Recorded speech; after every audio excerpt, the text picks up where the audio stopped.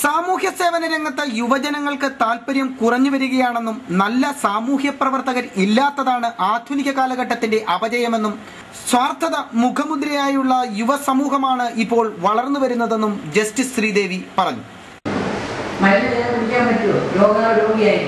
അപ്പൊ ശുദ്ധജലം കിട്ടുക എന്ന് പറയുന്നത് നമ്മുടെ മനുഷ്യാവകാശമാണ്. അപ്പൊ ശുദ്ധജലം പരിസരം മലിനീകരണം ഉണ്ടാകുമ്പോൾ നമുക്ക് കിട്ടുന്ന വെള്ളവും മലിനമായിരിക്കും. അപ്പൊ അതില്ലാതെ സൂക്ഷിക്കുക. മാനുഷിക മൂല്യങ്ങൾക്ക് വിലയില്ലാതാകുമ്പോൾ വ്യക്തികൾക്കും കുടുംബങ്ങൾക്കും വിലയില്ലാതാകുമെന്നും ഇത് സാമൂഹ്യ വിപത്തുകൾക്ക് കാരണമാകുമെന്നും അവർ പറഞ്ഞു. ഇത്തരം ആപത്കരമായ സാഹചര്യങ്ങളെ ബോധവൽക്കരണത്തിലൂടെ മാത്രമേ അതിജീവിക്കാൻ കഴിയുകയുള്ളൂവെന്നും ജസ്റ്റിസ് ശ്രീദേവി ഓർമ്മിപ്പിച്ചു. മാധ്യമ സാംസ്കാരിക പ്രവർത്തകനായ തെങ്ങമം ബാലകൃഷ്ണൻ ചടങ്ങിൽ അധ്യക്ഷത വഹിച്ചു.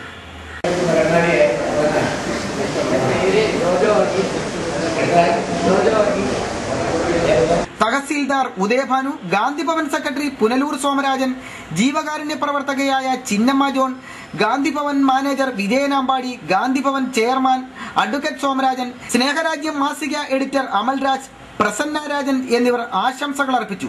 സംസ്ഥാനത്തിന്റെ വിവിധ ഭാഗങ്ങളിൽ നിന്നായി നിരവധി യുവതി യുവാക്കൾ ക്യാമ്പിൽ പങ്കുകൊള്ളുന്നുണ്ട്. പ്രദീപ് ഗുരുകുലം, ന്യൂസ് ബ്യൂറോ, പത്തനാപുരം.